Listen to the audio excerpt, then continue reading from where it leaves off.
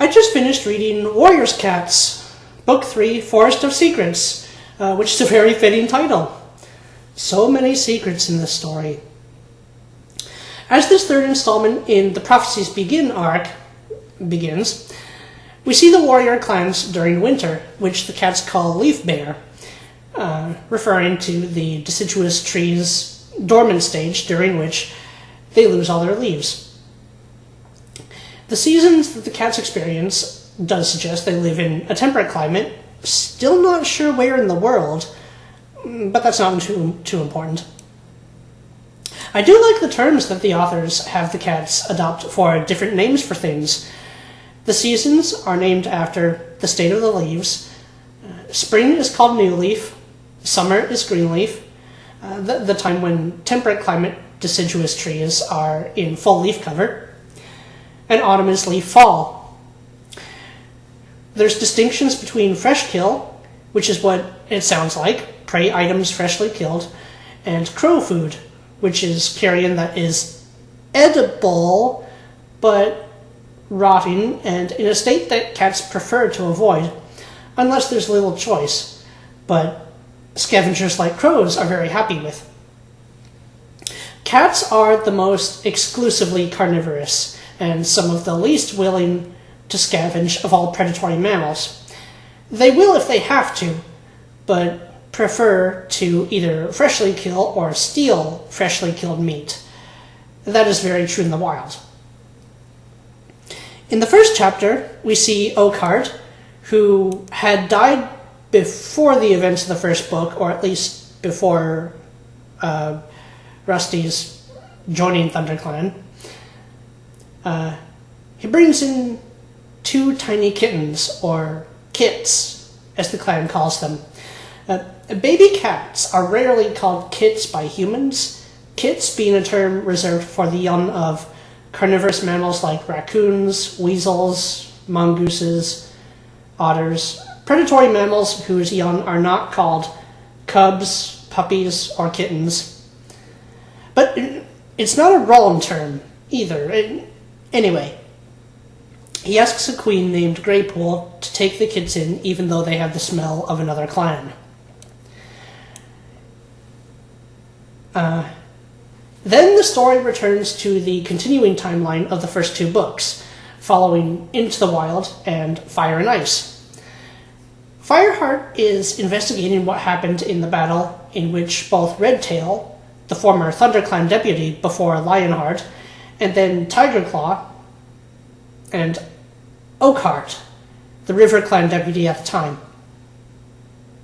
So he goes to talk to Ravenpaw, who is living away from the clans to hide from Tigerclaw, while ThunderClan believes he is dead.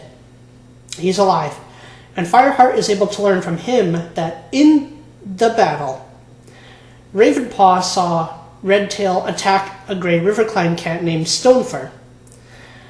Oakheart arrived and attacked Redtail, saying that no ThunderClan cat will ever harm Stonefur. This is really important later on in the story.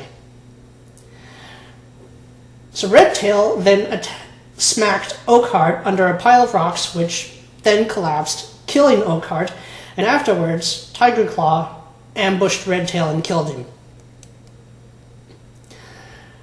Okay, and that much, at least, remains confirmed for the rest of the book. And this book does eventually reveal the answers to the mystery surrounding these events. It also wraps up the story of Graystripe and Silverstream, which, although it does lead to all sorts of trouble between River Clan and ThunderClan, is not the first time such secrets, divided alliances, and mysterious events have happened. We also get, near the end, a lot of history on Blue Star, who, before she was a ThunderClan's leader, was named Bluefur. She's not a perfect leader by any means, but I have to say is revealed to be much more observant than Fireheart has assumed, at least with some of the things going on, and from my point of view, is a good judge of where and when to focus her efforts and attention, having to, as warrior and leader, deal with some particularly difficult decisions. This is the first book in order of publication and in chronological order as far as the Prophecies Begin series goes, to not end on much of a continuing cliffhanger.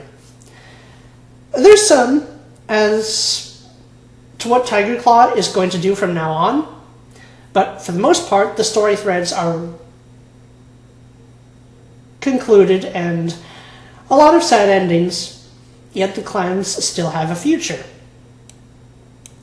So I'm very much looking forward to reading the fourth book and so on. I do wish we could have seen the meetings between Graystripe and Silverstream first paw, in first hand, but from their points of view. The book follows Fireheart's narrative, so we're seeing events from his eyes and he never observes them directly. But a chapter or two from their eyes would have been nice. You know, the secrets that this book's title refers to, the maze of shifting alliances, kits of one clan being raised in another clan,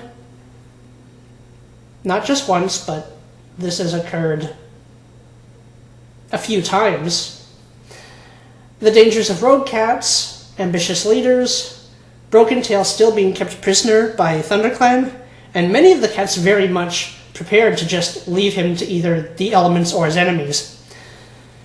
Should they show mercy to a defeated foe? And at what length should they go to protect friends? All of those questions asked in very real-life ways, and ultimately everyone has to make a decision. Also, the trouble of a shortage of prey and RiverClan being displaced on the edge of starving could bring up the question of should the cats all band into one clan and share pooled resources with each other? And I think the answer to that would be, first of all, it would be extremely difficult to do so. The cat clans all occupy different niches, they hunt different prey, they have their own loyalties and alliances, different territories that they are used to. These do change at times, but to throw them all into a mix together at once would be utter chaos. And even if they did try this, the environment may well not be able to support them all. Eventually, they'd likely either starve or just break up into separate clans again.